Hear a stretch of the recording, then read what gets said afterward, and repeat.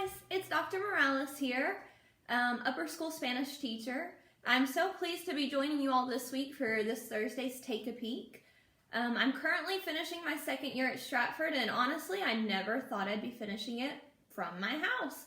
These times are just so unusual. I don't think any of us expected it, and now we have so much free time on our hands, or many more hours sitting in front of a Zoom or a computer. I never thought I would miss so many things about that high school, and here are just a few. I miss students all simultaneously asking me for a dictionary, or como se dice. Never thought I would miss hearing 15 students talking at the exact same time, but I do. I also miss all the students arriving late to Mr. Etheridge's class across the hall and having to knock 3 times, Mr. Etheridge, Mr. Etheridge, Mr. Etheridge. And inside my classroom, we always get a little bit of a tickle out of that. That's another thing I miss. I couldn't be more pleased with all of the hard work my students are still doing. I'm still feeling really connected. They're asking all the time how I'm doing, and one of the questions I get asked frequently is, are you still baking or are you still cooking? Because students and anybody that knows me knows that most of my free time is spent with a book or in the kitchen. So today I'm going to share a few little tips with you about one of my favorite hobbies. Now that we have so much free time on our hands, I've also been doing a lot of research about how to start a new hobby. Research meaning I'm watching YouTube videos, haven't actually started another new hobby, but you know, maybe before this is all over, I'll have a new talent to share. Currently right now I have some bread rising in the oven, decorating some cookies. I won't admit how many cookies I have actually eaten already. That's the beauty of making a mistake. You can just hide the evidence. Later I'm going to make some ice cream and eat that with some of the mulberry pie that I made. Didn't know I was making mulberry pie. We picked some fresh berries while we were out walking the dog. The little dog in the back that you can see, she'll probably be begging for some crumbs here in a minute, hoping I drop something. But students come to know if you're in my classroom, you will have food. Whether it's a cookie or churros for Cinco de Mayo, or the Dia de los Muertos party where there's tres leches cake and there's the sugar skull cookies, or simply pastries because I wake up early and I'm bored and I can't get back to sleep. So today, I was asked to share a couple little activities that maybe you all can do with your families or your siblings, or if you need some time away from your families and your siblings, you can hide in your room with some cookies and some icing and decorate. So the 6 different styles I'm going to show you today, I hope you can see them, I'll hold them up in a second, require no artistic ability. If you are in my classroom, you will find out that I can't draw. Not at all. My stick figures don't look like stick figures. My maps loosely resemble a map, if you could say that. So today we're going to decorate cookies with flowers without actually having to know how to draw a flower. For those of you who are artistic, I'm sure you will make some beautiful cookies. You will be able to turn these into a masterpiece, and then maybe give me a lesson of how to make a beautifully drawn, decorated, painted portrait on a cookie. Until then, I will keep making a few messes. I'll just eat them and then join the coaches and, you know, the workout staff here on the social media and work out along with them, since there's a few extra calories in these. So I sent out the recipe beforehand so you would know what type of ingredients you would need to have. So this is just a basic chocolate sugar cookie. You should have most of the ingredients in your house. If not, you can use a simple sugar cookie as well. I also opted to do a royal icing with meringue powder instead of raw egg whites. That way, if you have an allergy, or if you're vegan, or simply don't like the idea of eating raw egg whites, kind of like myself, you can use the meringue powder, mix it with a little bit of water and powdered sugar, and then depending on the consistency that you want, you add a little bit of water, or you add a little bit of powdered sugar to thicken it. So for the icing today, it's pretty much the standard recipe that I sent you all. 3 tablespoons meringue powder, 4 cups powdered sugar, and about 8 to 9 tablespoons of water. You want it to be able to kind of flow around without dripping. The thicker the icing, the more stable it will be, so you can actually pipe defined lines, draw with it, write with it. Today, we won't be doing any of that because, like I said, I can't draw. So I'm going to move a couple of these out of the way. So let's get started with this one, which is just a simple chevron pattern with different colors. I think it's pretty. It looks like it takes talent, but it doesn't. So what we're going to start with, I have 3 different icings. I did blue, white, and purple. You could have as many or as few colors. If you don't have any food coloring at home, I prefer the gel because it doesn't water it down. You can also just use liquids from some frozen or fresh berries that you have. So to do this one, I'm going to cover the entire base in the white icing and just simply pipe it around to get to the thickness that you like. You can make it as thick or as thin as you want based on your preferences for icing. I like it to have a bit of a crunch, but not overwhelmingly sweet. And because this has powdered sugar in the frosting, it tends to become more sweet with the more frosting that you add. So you're going to need a few toothpicks with you, and that just helps smooth out any of the air bubbles that you might have, or make your circles a little more like a circle. So I'm not going to be super precise with it because either way it's going to taste delicious. And before you mix any of your colors, always have a paper towel handy so you can clean your toothpick off in between. So what I'm going to do to get these lines, I'm just going to pipe 2 of the turquoise directly onto the wet icing.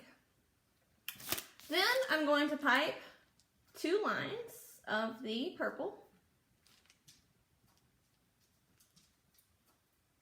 like so. And you'll see it'll slowly start to meld into one another. And if you hold your cookie vertical just like that, it will start to run. So all you need to do to get the chevron pattern is simply take your toothpick at the top and drag it all the way down. Wipe it off in between, otherwise you're going to get some mixture of the colors that you don't necessarily want. Then go the other way.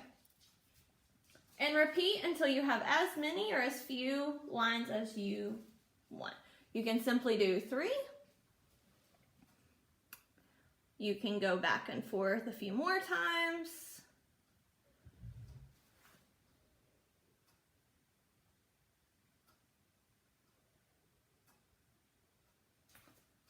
It really is up to your preference. That's becoming almost like a cardiac machine, I think. Okay? And like I said, if it doesn't turn out like you like it, you can just simply eat it. You know, that's what I like to do with those. So next what we'll do is we'll do this one. I think turned out really pretty. Looks kind of like a flower, but doesn't require knowing how to draw a flower. So you're going to start by piping a circle. I'm going to use the blue on the outside and maybe go around twice just to get a good border. If you have any air bubbles in there, that's fine. You can just simply take your toothpick and smooth out the icing. Okay? And cleaning the toothpick off in between. Then I'm going to do purple as the next little row. And I'm going to let it touch the blue, but I'm not going to push it into it. And I'll go around twice with that one. And again, with my clean toothpick, just smooth out the edges.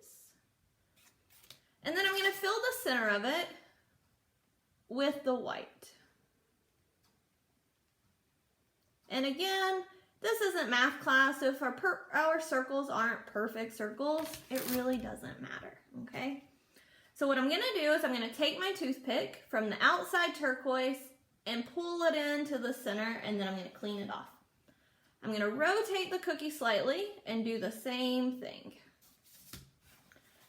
Okay, and I'm going to keep doing that all the way around until I get back to where I've started.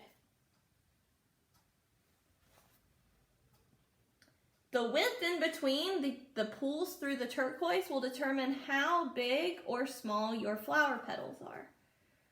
Since flowers aren't perfect, and they don't ever have the exact same size. I like to kind of vary mine. Okay.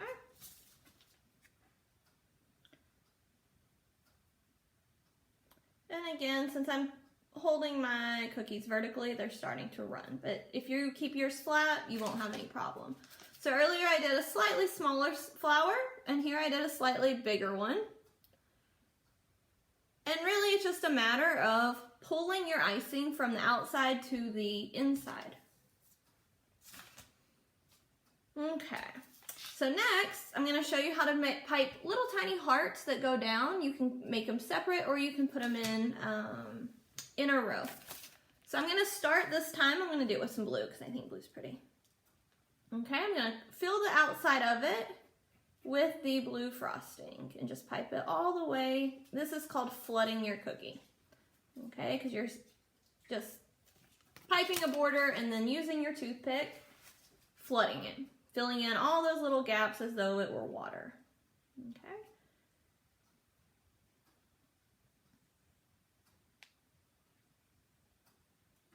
So once you're happy with the space you've created and you don't have any air bubbles, you want to just start by piping polka dots, just rows of dots. And you don't want to press down onto the icing because where it's wet, you just simply want to pipe a dot and then let it naturally fall into the frosting.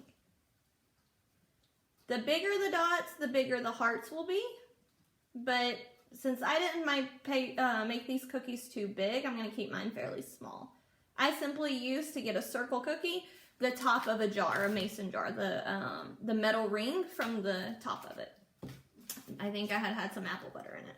So now that I have my polka dots, if you can see that, I'm simply going to take my toothpick and start at the top of the dot and drag down the center to create a heart. I'm going to do that. I'm going to clean my toothpick and do that with every single polka dot. You can do them in the same direction, or you can do them one going down and then the next one starting at the bottom and going to the other end. If you want to create a line like I did the last time, simply start with your toothpick and then lightly draw it all the way through, like this.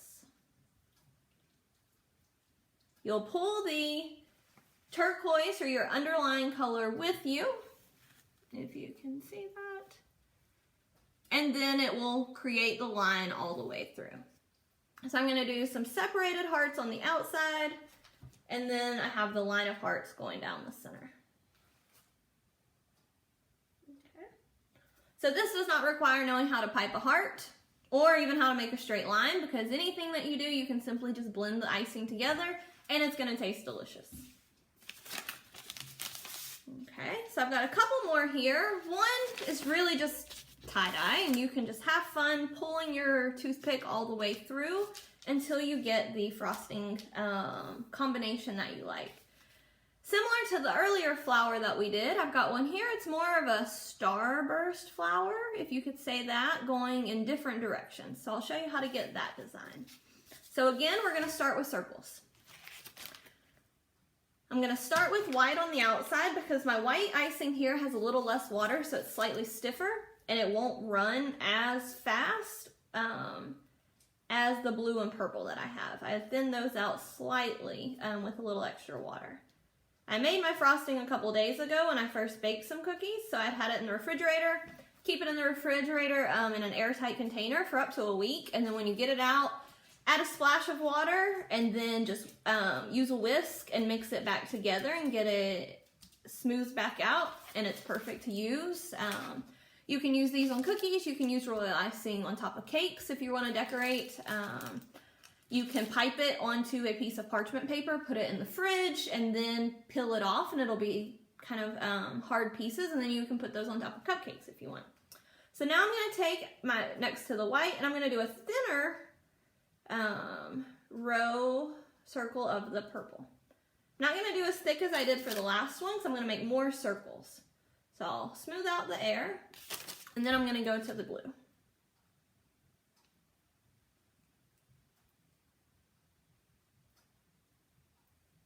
Okay. And I'm simply going to repeat that until the whole cookie is filled in. So I've got one here, and I'll go back to the white.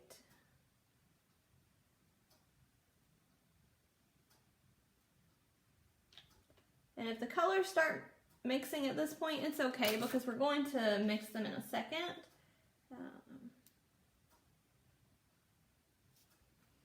Okay, do another purple.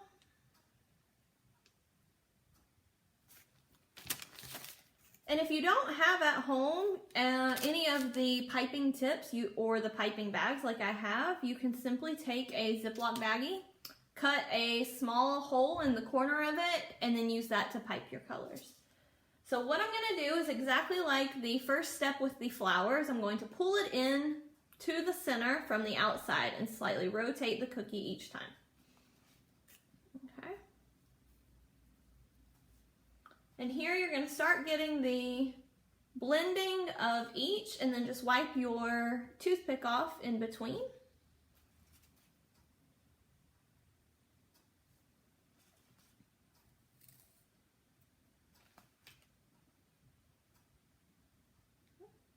And if you wanted to, you could smooth out those lines right there and simply leave it like that. And you would have another purple or another flower, but it has a few more colors than last time. But what I'm going to do next to all of the lines coming inward, I'm going to take my toothpick and pull it out and almost bring it to like an actual point to where you get more of the pointed flower petal. Now I'm going to do that for each of those petals that has a slightly square end, and then just bring it out to make it look more like a defined tip.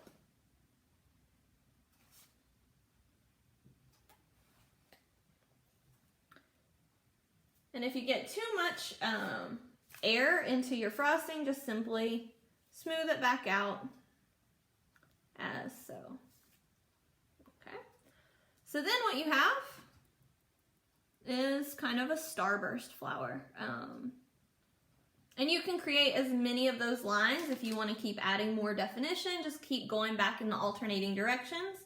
And there you have it. I mean, it's pretty simple and it requires absolutely zero talent, artistic talent, as you can see. So the last one I've done, I've just kind of created it 3-color, kind of tie-dyeing it. And what you're going to do is divide your cookie into 3 sections. And I'm going to do purple on the one side. I'm going to do white in the center.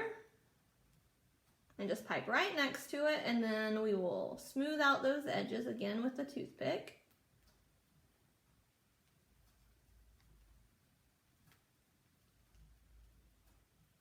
And I'm not putting much more white than I am the other colors. This one just has a smaller piping tip, so it takes it a little longer to come out of the bag.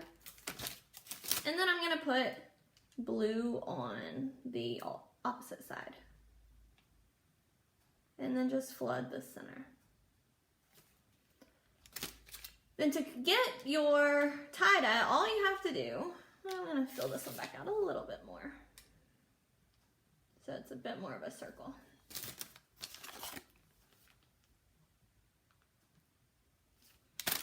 Simply take a toothpick and then just drag it both directions.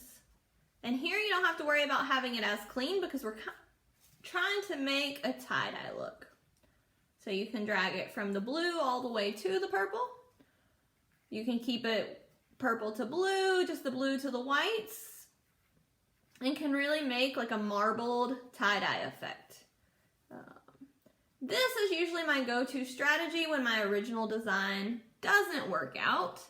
And again, those air bubbles, like here, you just smooth them out with your toothpick, or you can tap it down on the table. I have, as you can see, some paper bags torn. Royal icing is considered the glue of the icing family. When it hardens, it will really hold a structure together, which is why it's used in gingerbread house building, which means if you get it on your table or your counter, it can be a little challenging to clean. So I hope you've enjoyed watching me decorate some cookies. Be sure to tag us, tag Stratford, post all of your beautiful bakes, and let us know what cookies you're creating, what your favorite design is, and have some creativity along with a few extra calories. Hope to see you all soon. Stay healthy, take care. We miss you, and we can't wait to see you back at Stratford. It's been great spending a few minutes with you today. Hope to see you soon. Bye.